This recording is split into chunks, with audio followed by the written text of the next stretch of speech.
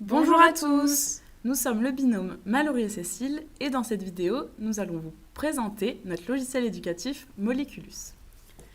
La première fonctionnalité de notre logiciel est l'accès à un cours qui est divisé en différents modules. Lorsque l'on revient sur la page d'accueil, nous pouvons voir que le pourcentage a été incrémenté. La deuxième fonctionnalité est un exercice de type QCM. L'apprenant choisit des propositions qui lui sont correctes. S'il ne sait pas, il peut passer. S'il pense s'être trompé, il peut revenir en arrière. Il a accès directement à sa note ainsi qu'à la correction. Il y a un deuxième type d'exercice disponible, la résolution d'équations. L'apprenant doit rentrer des coefficients pour rendre l'équation correcte. La quatrième fonctionnalité est le profil de l'apprenant. Le profil de l'apprenant contient les informations telles que le nom, le nombre de cours vus, le nombre d'exercices. À chaque exercice fait, une note est associée. On a une fonctionnalité qui est en cours de développement, qui est la connexion. Je laisse la main à ma binôme pour vous expliquer le simulateur. Le simulateur, dans notre application, correspond à l'exercice riche. Donc tout d'abord, on peut voir en bas qu'il y a les différents atomes disponibles. On peut les prendre, les manipuler et les déposer dans la zone d'affichage.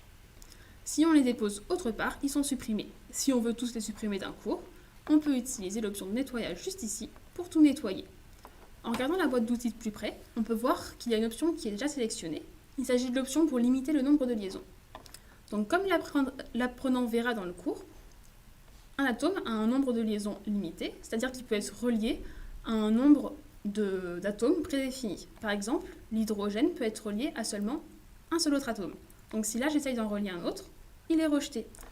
Si je désélectionne cette option, on peut créer des molécules complètement aberrantes et contre nature. Pour présenter les options suivantes, on a préalablement formé des molécules. Donc les options en question sont ces deux-ci.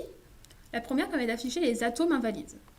Donc ici, on en a plusieurs, par exemple celui-ci, qui est sous-chargé, c'est-à-dire qu'il est relié à un nombre d'atomes insuffisant, ici 0. Ces deux-ci sont surchargés, c'est-à-dire qu'ils sont reliés à des nombres d'atomes trop importants. La deuxième option permet d'afficher les molécules invalides. Donc ici, on en a trois. Par exemple, celle-ci est surchargée, celle-ci est sous-chargée. Ces trois options font guise de résolveur dans notre application. On a deux options en plus qui permettent de séparer les atomes et les molécules. Donc le premier permet de séparer les atomes, c'est-à-dire de couper une molécule en deux. Le deuxième permet de séparer les molécules, donc ça coupe complètement la molécule. Finalement, on peut également voir qu'il y a une boîte pour les liaisons. Il s'agit d'une option en cours de développement. Pour conclure, nous avons essayé de faire un logiciel éducatif riche, ainsi qu'un simulateur riche, où l'apprenant est libre de faire ce qu'il veut, mais aussi de restreindre ses actions pour l'aider. Pour améliorer, nous pourrions inclure plus d'informations dans le profil et ajouter des corrections. Merci de nous avoir écoutés. Amusez-vous!